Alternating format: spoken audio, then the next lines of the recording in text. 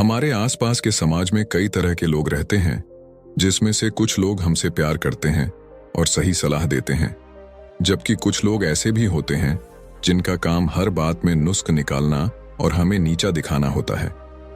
कई बार ऐसे व्यक्तियों का सामना करना काफी मुश्किल हो जाता है, क्योंकि हमें वह तरीका ही नहीं पता कि उस व्यक्ति के साथ किस प्रकार का व्यवहार करना चाहिए ताकि उनसे हमारे रिश्ते भी खराब ना हो और उन्हें उनकी इस आदत का अच्छा जवाब भी मिल जाए। जो भी दुष्ट प्रकार के व्यक्ति होते हैं, वह कमियों को देखने और सुधारने के स्थान पर केवल और केवल दूसरे के आत्मविश्वास पर वार करते हैं, ताकि सामने वाला व्यक्ति प्रभावित हो जाए और जीवन में सफलता हासिल ना कर पाए। इस प्रकार के व्यक्तियों से हमेशा सावधान रहने की आवश्यकता होती है, क्योंकि वे केवल अपनी इच्छा पूर्ति के लिए इस प्रकार का व्यवहार करते हैं।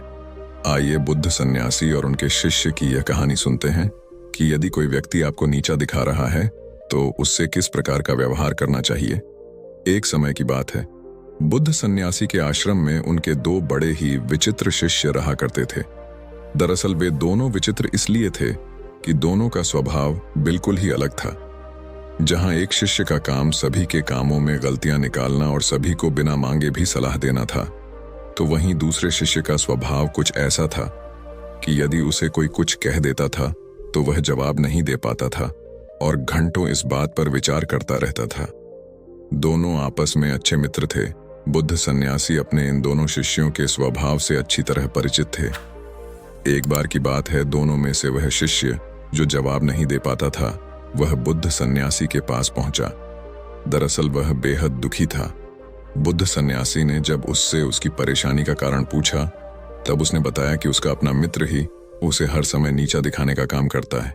उसके मित्र की इस आदत को देखकर आश्रम के अन्य सभी बड़े छोटे लोग भी उसे चिढ़ाते रहते हैं और कुछ ना कुछ कहते ही रहते हैं। लेकिन दुख की बात यह है कि वह कभी उन सबको उत्तर नहीं दे पाता है, ना ही उसे वह तरीका पता है जिससे ऐसे लोगों का सामना किया जा सके। अपने शिष्य की यह बात सुनकर बुद्ध सन्यासी मुस्कुराए और बोले, यह समस्या तो बड़ी ही सरल है। तुम स्वयं इन समस्याओं का सामना कर सकते हो, लेकिन इसके लिए तुम्हें स्वयं की बुद्धि का प्रयोग करना होगा। शिष्य ने कहा कि अब आप ही मुझे बताइए, मैं ऐसे लोगों का सामना किस प्रकार कर सकता हूं। बुद्ध सन्यासी ने कहा, ठीक है, मैं तुम्हें उपाय बताता हूं। सबसे पहले और मुख्य उपाय है, यदि कोई तुम्हारा अपमान करें या तुम्हारे विषय में कुछ ऐसी बात करें जो तुम्हें पसंद नहीं है, तो तुम अपना बचाव कभी मत करो। उन्हें जो भी बात करनी है बात करने दो, तुम्हें कोई आवश्यकता नहीं है उन्हें यह समझाने की कि आखिर तुम्हारे साथ यह समस्या क्यों है। ऐसा करने से तुम स्वयं उनके द्वारा बताई गई बातों को अपने ऊपर लेकर उन्हें सही सिद्ध कर रहे हो। ऐसी स्थिति में अपना बचाव कभी नहीं करना चाहिए। दूसरा उपाय, यदि आपके बारे में कोई कुछ बुरा कह रहा है या आपको नीचा दिखाने की कोशिश कर रहा है, तो तुरंत ही उस पर हमला करने मत लग जाओ। ऐसा करने से आप उन्हें एक और मौका दे रहे हैं कि वह आपके ऊपर प्रश्न चिन्ह लगाए। अचानक उनकी बातों का जवाब दे देने से आप स्वयं को ही उनकी नजरों में कमजोर सिद्ध कर रहे हैं। ऐसा कभी नहीं करना चाहिए। तीसरा उपाय, यदि कोई आपको चुभने वाली बात कह रहा है या आपको नीचा दिखाने का प्रयास कर रहा है, तो आपको उससे प्रश्न पूछना चाहिए और कारण पूछना चाहिए कि आखिर वह आपके बारे में इस प्रकार से क्यों बात कर रहे हैं। ऐसा करने से अगर उनकी मंशा गलत होगी तो वह अपने आप ही शांत हो जाएंगे, क्योंकि उनके पास आपके द्वारा पूछे गए प्रश्नों का कोई उत्तर होगा ही नहीं। यदि उस व्यक्ति ने आपको कारण बता दिया है कि वह आपके बारे में गलत बातें क्यों कर रहे हैं, तब आपको उन बातों का हल अवश्य पूछना चाहिए कि आखिर किस प्रकार से आप अपनी कमियों को दूर करें। यदि वह सही मंशा से आपको आपकी कमी बता रहे हैं, तो निश्चित ही इसका निवारण उनके पास होगा। उदाहरण के लिए, अगर किसी ने आपको आपके काले रंग के लिए टोक दिया है, तो सबसे पहले आप अपना बचाव ना करते हुए उनकी पूरी बात को सुनिए और यह जानिए कि काला रंग होने से आपके क्या क्या नुकसान है। अचानक उनके ऊपर हमला मत करिए, गलत बातें बिल्कुल मत करिए कि पलटकर उन्हें काला कहने मत लग जाइए, बल्कि उनसे कारण पूछिए। उनसे यह कहिए कि आपको अच्छी तरह से पता है कि आपका रंग काला है। उन्हें यह बताने की आवश्यकता बिल्कुल नहीं है। आप उनसे पूछे कि क्या सचमुच मेरा रंग बदला जा सकता है, यदि हाँ तो कैसे। साथ ही उन्हें यह भी बताइए कि जीवन में सफलता प्राप्त करने के लिए आपका रंग महत्व नहीं रखता है, यदि महत्व रखता है तो केवल और केवल आपकी मेहनत। इस प्रकार वह व्यक्ति अपने आप ही चुप हो जाएंगे। कई बार व्यक्ति बेकार में ही दूसरे व्यक्तियों को उनके शारीरिक बनावट या अन्य बातों के लिए ताने मारते रहते हैं। यह उनकी आदत में शामिल होता है। अपनी कमियों को न देखकर भी दूसरों को उनकी कमियां बताने लग जाते हैं। ऐसे लोग प्रतिदिन कई लोगों को अवसाद में भेज देते हैं। इसीलिए इनको शांत कराना भी जरूरी हो जाता है। हालांकि आपकी प्रतिक्रिया के लिए परिस्थितियां भी जिम्मेदार होती हैं। कई बार कुछ लोग आपको नीचा दिखाने के लिए नहीं, बल्कि आपकी भलाई के लिए आपको महत्वपूर्ण बातें बताते हैं। ऐसे में अगर आप उनको जवाब देते हैं या रोकते हैं तो आपका ही नुकसान है। आमतौर पर हमारे आसपास 3 तरह के लोग होते हैं जो अधिकार के साथ हमारी कमियों या गलतियों को हमें बता सकते हैं, और हमें इन तीनों तरह के लोगों से अलग अलग प्रकार का स्थिति के अनुसार व्यवहार करना पड़ता है। पहले वह लोग जो हमसे उम्र और अनुभव दोनों में बड़े होते हैं, दूसरे हमारे बराबर के सहपाठी होते हैं, और तीसरे वे जिनकी उम्र और अनुभव दोनों ही हमसे कम होता है। ऐसे सोच समझकर ही प्रतिक्रिया करनी चाहिए।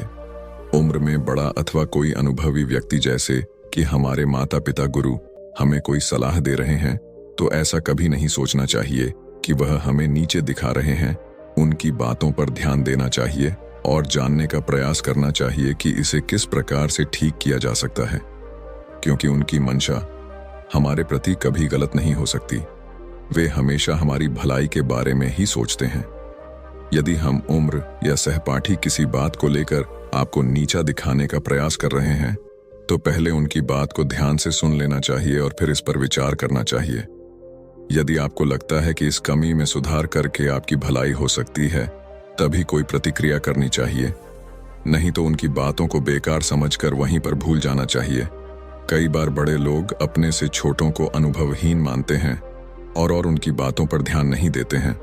ऐसा कभी नहीं सोचना चाहिए कि जो हमसे उम्र में छोटा है वह हमेशा गलत बात करेगा। यदि आपका कोई छोटा आपसे सही बात कह रहा है तो उसकी बात को ध्यान से सुनना चाहिए और विचार करना चाहिए कि क्या इससे हमारी भलाई हो सकती है। यदि हाँ, तो उसी अनुसार प्रतिक्रिया करनी चाहिए। यदि नहीं, बल्कि वह नीचे दिखाने का प्रयास कर रहा है, तो उसे जवाब देकर शांत कराना चाहिए। तब उस शिष्य ने पूछा कि यदि कोई गलत मंशा से हमें नीचे दिखाने का प्रयास करें, तब हमारी क्या प्रतिक्रिया होनी चाहिए। तब बुद्ध सन्यासी ने बताया कि किसी भी गलत मंशा वाले व्यक्ति को नीचा दिखाने के लिए 4 प्रकार से व्यवहार किया जाता है। मानसिक संतुलन। सबसे पहले अपने मानसिक संतुलन को नियंत्रण में रखना चाहिए। अगर कोई आपके सामने उल्टी सीधी बात कर रहा है और आपने अपना मानसिक संतुलन खो दिया, धैर्य नहीं रखा, ऐसे में आप स्वयं को ही दोषी सिद्ध कर रहे हैं। इसलिए कभी भी दूसरे द्वारा कही गई बुरी बातों पर अपना मानसिक संतुलन सबसे पहले नियंत्रण करना चाहिए। यदि उस समय अपने धैर्य रख लिया तो निश्चय ही समय आने पर आप उस व्यक्ति को बिल्कुल सही जवाब दे पाएंगे। ऐसा जवाब देंगे कि दोबारा वह व्यक्ति आपको कुछ नहीं कहेगा। अगर कोई आपको नीचा दिखाने वाली बात कर रहा है तो उसके बात को धैर्यपूर्वक सुन लेना चाहिए और अपनी वाणी पर संयम रखना चाहिए। कई बार व्यक्ति दूसरे द्वारा कही गई बुरी बातों पर अपनी वाणी का संयम खो देते हैं और सामने वाले व्यक्ति को गाली अथवा बुरी बातें कहने लग जाते हैं। ऐसा कभी नहीं करना चाहिए।